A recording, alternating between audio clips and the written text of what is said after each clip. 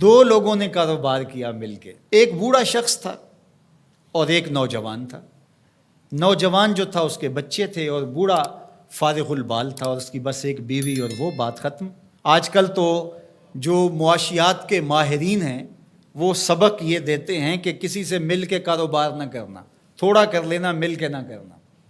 لیکن ایک زمانہ تھا کہ مل کے کاروبار کیے جاتے تھے اور برکت بھی ہوتی تھی۔ کاروبار انہوں نے کیا کھیتی باڑی کا۔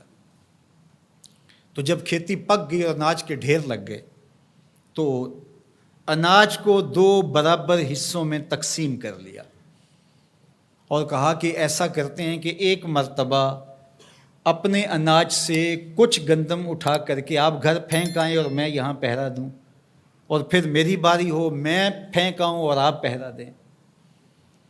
تو باری باری ہم یوں اپنا اپنا حصہ اپنے گھر تک منتقل کر دیں۔ عدل کے تقاضوں کے مطابق دو برابر حصوں کے اندر یہ ہے عدل، تقسیم کر دیا گیا۔ اب احسان کا رنگ دیکھیے۔ جب بوڑھا شخص گٹھڑی اٹھائے اپنے حصے کی گندم سے، غلے سے کچھ حصہ اٹھا کے گھر چھوڑنے گیا تو جوان نے سوچا میں تو جوان ہوں، میرا غلہ سال سے پہلے ختم بھی ہو جائے گا تو مزدوری کر کے بچوں کا پیٹ پال لوں گا، لیکن بوڑھا کیا کرے گا؟ اس نے اپنے حصے سے تھوڑا سا حصہ اس کی جانب اور کر دیا۔ یہ ہے احساس، یہ ہے احسان۔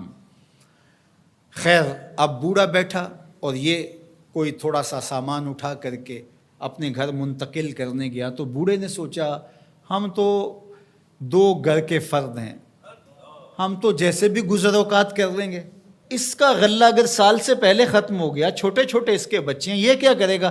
اس نے اپنے ڈھیر سے تھوڑا سا سرکا کے اس کی جانب کر دیا۔ اب ایک پھیرا وہ لے کے جاتا، ایک پھیرا یہ لے کے جاتا۔ جب وہ جاتا تو یہ اپنی جانب سے ادھر کر دیتا، جب وہ جاتا تو وہ اپنی جانب سے ادھر کر دیتا۔